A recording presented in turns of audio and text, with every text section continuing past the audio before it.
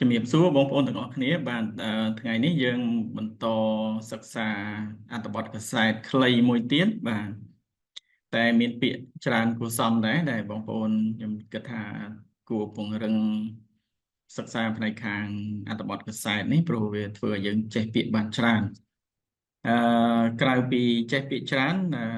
សូមបងប្អូនរៀនពីរបៀបនៃការបកប្រែដើម្បីឲ្យបានស្ដាប់អត្ថន័យបានល្អបាទជាមើលចំណងជើង Cambodian Thai PMs agree to further strengthen expand bilateral cooperation បាទអញ្ចឹងយើងប្រែពី PMs នេះមុនមក PM គឺ Prime Minister បាទមាន S គឺ plural អញ្ចឹងគាត់ទាំងពីរយើងដឹងគេនាយករដ្ឋមន្ត្រីកម្ពុជាហើយនិងនាយករដ្ឋមន្ត្រីថៃបាទនាយករដ្ឋមន្ត្រីកម្ពុជានិង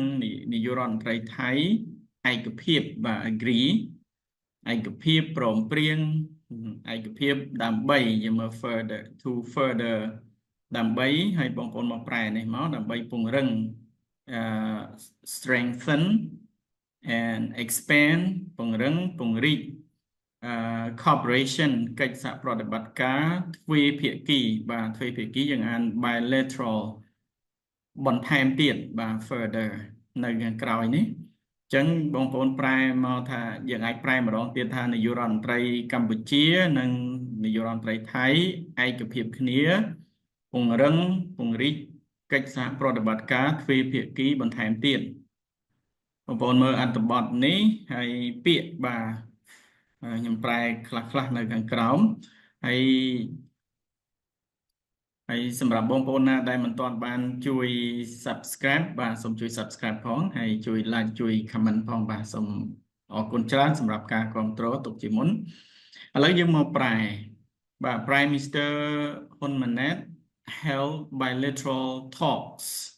បងប្អូនមើលពាក្យនេះ to hold bilateral talk ជួបពិភាក្សាទ្វេភាគីបាទនេះយ៉ាងពិភាក្សាទ្វេភាគីលោកនាយករដ្ឋមន្ត្រីហ៊ុនម៉ាណែតបាន held នេះគឺយើងផាសបាទបានពិភាក្សាទ្វេភាគីជាមួយនឹងសមាភាគីថៃរបស់គាត់លោកស្រីផែថុងឋានស៊ីណាវ៉ាត្រានៅក្នុងទីក្រុងវៀនធានទីក្រុងវៀងច័ន្ទបាទកាលពីថ្ងៃពុធ on the sidelines of the 44th and 45th ASEAN summits and related summits on the sideline of បងប្អូនមើល clear ហ្នឹងអានេះគឺ not taking part in the activity មានន័យថានៅក្រៅនៅខាងក្រៅនៅក្នុងទីក្រុងវៀងច័ន្ទកាលពីថ្ងៃពុធក្រៅកិច្ចប្រជុំបាទនៅខាងក្រៅកិច្ចប្រជុំកំពូលអាស៊ាននិងកិច្ចប្រជុំកំពូលពាក់ព័ន្ធលើកទី44និងលើកទី45បាទ submit បាទ submit កិច្ចប្រជុំកំពូលduring the meeting ផែថុងឋាន thanks Mr. Hun Manet for sending the first congratulatory message បាទនេះ congratulatory យើងចំណាំនិយាយ congratulation ណាបាទពេលនេះជាគុណនាមថ្នាក់ពាក្យ congratulatory message when she was elected as prime minister អំឡុងពេលកិច្ចប្រជុំបាទ during the meeting លោកស្រីផែថុងឋានបានថ្លែងអំណរគុណលោកនាយករដ្ឋមន្ត្រីហ៊ុនម៉ាណែតចំពោះការផ្ញើសារបាទ sending ផ្ញើសារអបអរសាទរមុនគេនៅពេលដែលលោកស្រីត្រូវបានជ្រើសតាំងបាទ elect បាទ was elected ត្រូវបានជ្រើសតាំងជានាយករដ្ឋមន្ត្រីលោកស្រី happily noted បាទពាក្យ noted ហ្នឹងគឺធ្វើការកត់សម្គាល់បាទជា verb នេះ note លោកស្រីបានធ្វើការកត់សម្គាល់ដោយសេចក្តីរីករាយនៅការអភិវឌ្ឍនៃទំនាក់ទំនងនិងកិច្ចសហប្រតិបត្តិការបន្ថែមទៀតរវាងប្រទេសទាំងពីរបន្ទាប់ពីដំណើរទស្សនកិច្ចផ្លូវការរបស់លោកនាយករដ្ឋមន្ត្រីទៅកាន់ប្រទេសថៃក្នុងខែកុម្ភៈឆ្នាំនេះ và nàyคือ premiers official visit official នេះផ្លូវការបាទ visit នេះពេលនេះជា noun អូខេយើងមកតទំព័រមួយទៀតIn reply, the Premier praised the progress of Cambodia-Thailand relations, which has been upgraded. ចឹងបងប្អូនមើលពាក្យ upgrade ជា verb ធ្វើឲ្យប្រសើរឡើងបាទធ្វើឲ្យប្រសើរឡើងនឹងដូចapp នៅក្នុងទូរស័ព្ទអីដែលយើងត្រូវ upgrade វា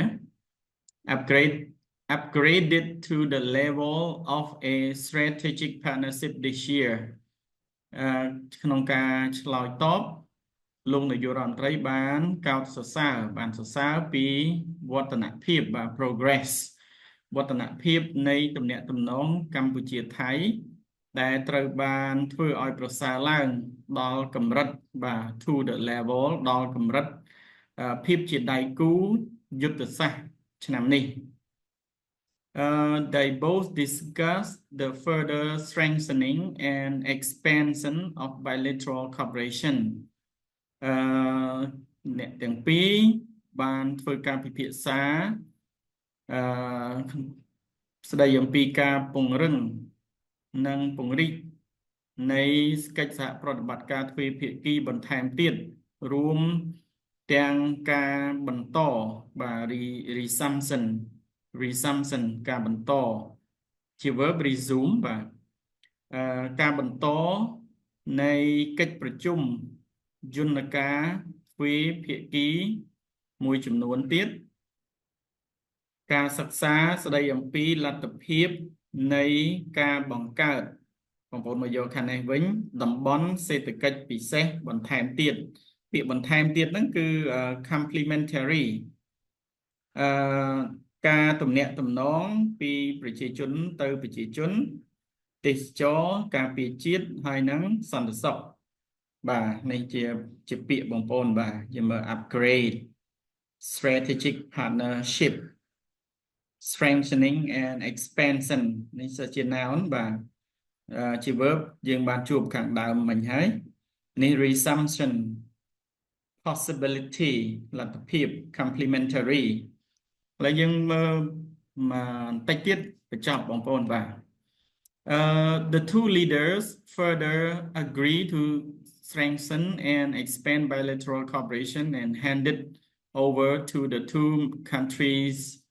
ministries of foreign affairs to facilitate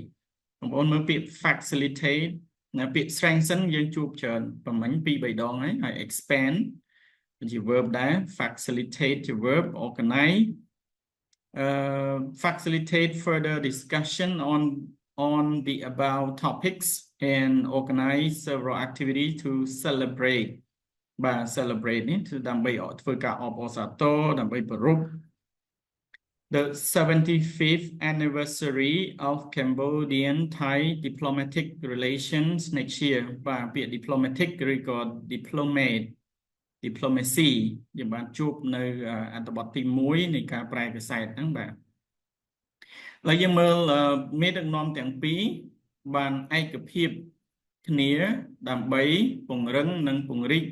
កិច្ចសហប្រតិបត្តិការទ្វេភាគីបន្ថែមទៀតបាទ further ហើយនឹងប្រគល់ការងារប្រគល់ភារកិច្ចទៅឲ្យក្រសួងប្រទេសទាំងពីរក្រសួងនៃប្រទេសទាំងពីរក្រសួងណាគឺក្រសួងការបរទេសបាទប្រគល់ភារកិច្ចទៅឲ្យក្រសួងការបរទេសនៃប្រទេសទាំងពីរដើម្បីធ្វើការសម្របសម្រួលការពិភាក្សាបន្ថែមលើប្រធានបទខាងលើនិងរៀបចំសកម្មភាពមួយចំនួនដើម្បីអបអរសាទរខួប anniversary ខួប75ឆ្នាំនៃទំនាក់ទំនងការទូតកម្ពុជាថៃឆ្នាំក្រោយបាទអញ្ចឹងអត្ថបទយើងចប់ប៉ុណ្ណេះសូមអរគុណសម្រាប់ការគាំទ្រ